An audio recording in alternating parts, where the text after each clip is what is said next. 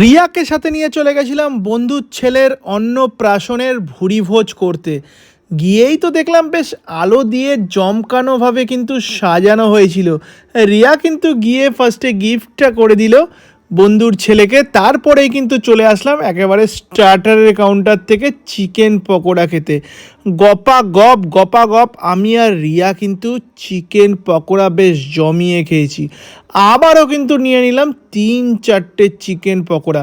আর এভাবে কিন্তু রিয়া আমাকে খাইয়ে দিচ্ছিল, আর খাইয়ে দিলে নাকি ভালোবাসা বাড়ে। আহা, চিকেন পকোড়াটা কিন্তু খেতে বড়ই সুস্বাদু ছিল। এরপরেও কিন্তু ছিল একটা ড্রিঙ্কস, যেটাকে কিন্তু আমরা স্কেপ করে দিয়ে বসে পড়লাম একেবারে রাতের ডিনার সারতে।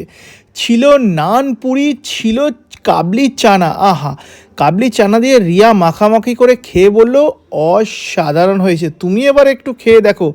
দেখো, নান পুরির সঙ্গে কিন্তু কাবলি